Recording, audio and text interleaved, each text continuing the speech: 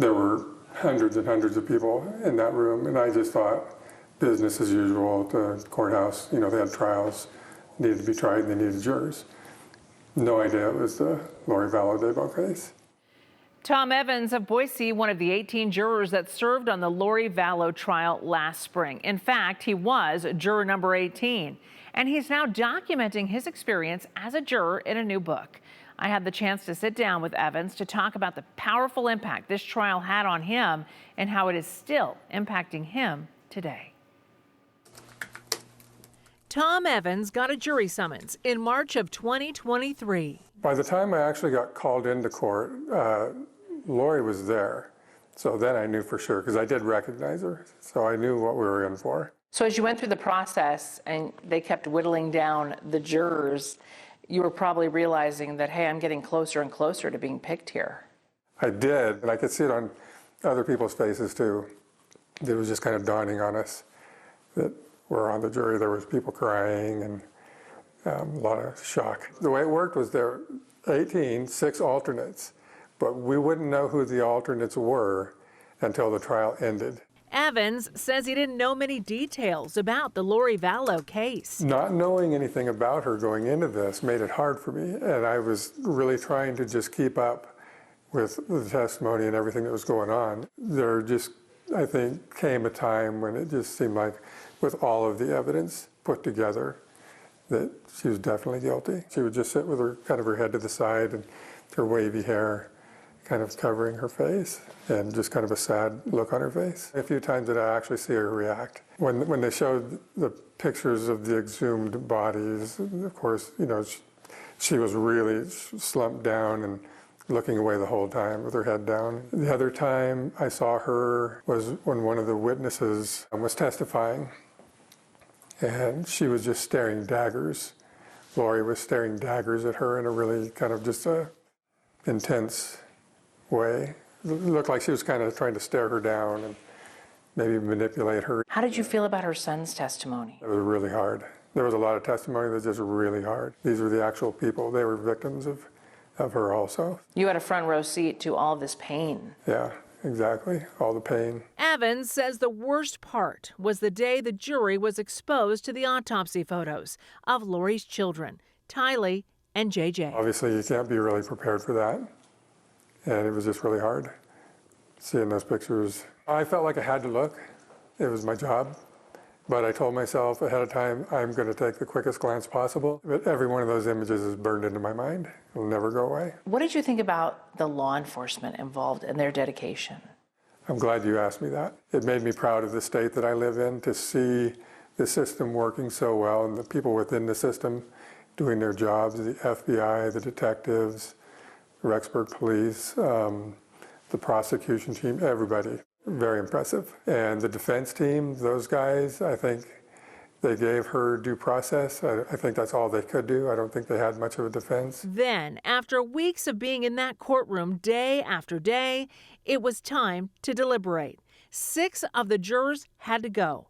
Only 12 would decide Lori's fate. The trial ended, and almost immediately they're pulling numbers out of the hat. Evans says his number 18, was called as an alternate. And at that moment, I was shocked, I was hurt, I felt like it felt unfair. I did not want my number called at that point. I wanted to be part of deliberations after having gone through all of that. He had to go home and wait for the verdict. How did you hear about it? Did you get to go back to the courtroom and watch, or did you have to hear about it like the rest of us from home? No, I arranged with the jury administrator to be able to be there and actually have a seat in that courtroom. They offered that to us. I took them up on it. I wasn't going to miss that. Tom says he agreed with the jury's verdict of guilty on all counts. He also went to Fremont County for her sentencing in July. Vallow was sentenced to 5 consecutive life sentences without the possibility of parole for her involvement in the murders of her children and Tammy Daybell. The first time JJ visited me after he passed away. First time I'd ever heard her speak in person. And he said to me, "You didn't do anything wrong, Mom." I think in some sense she's insane. She has to be. But then she's perfectly capable of manipulating and making things work the way she wants them to work. So in that sense, she's not insane. While he was in eastern Idaho, he drove to Chad Daybell's house in Rexburg. He said he had to see it in person. I could see where Tylee and JJ had been buried. Larry and Kay Woodcock, JJ's grandparents, were there. They came up to us and thanked us, hugged us, pulled us in. They were so warm. And that was a moment for me that really meant a lot to me. It really kind of made me feel better about the whole thing. They were comforting me. I walked away feeling like I can't just walk away from this and go back to my life.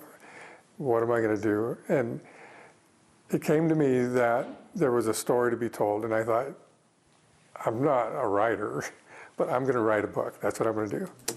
Evan's book is called Money, Power, and Sex, the Lori Vallow Daybell Trial, by juror number 18. Prosecuting attorney, her opening statement started out with money, power, and sex. And that was some of the first words I heard sitting in that trial as a juror. And it just kind of resonated with me, I guess. I wanted to tell the story about the police and the prosecution and the court system, my experience as a juror and the trial, Lori and Chad's past. I talk a lot about Tylee and JJ and Charles and Tammy. I talk a lot about preppers, fundamentalist offshoots, and other cults. Tom wears a wristband and has a picture of JJ and Tylee on the wall above his computer to keep him focused on the victims. When I'm doing my research and I'm writing, sometimes it gets pretty dark. I see their faces and it kind of inspires me, and I feel like they're telling me that I can tell their story. He says he just can't walk away from this case. Not yet. I think the idea is you go serve your time and then you go right back to your life. That's 100% what I was expecting to do. But when I walked out of that courtroom, there was no way that was going to happen. I want to thank Tom for sharing his story with me, and you will be able to buy Evan's book on Amazon, but not until after Chad Daybell's trial wraps up. He agreed with prosecutors and police not to publish it until that trial is over. Chad's trial is expected to start April 1st for now. Evan says he also plans to write a second book about Chad Daybell's trial, and he's decided to donate all the proceeds of his books to Hope House in Marsing, a home for children in need. He says he wants something good to come out of this whole experience, and Hope House just made sense for him. For more on his story, go to our website, ktvb.com. We have more there.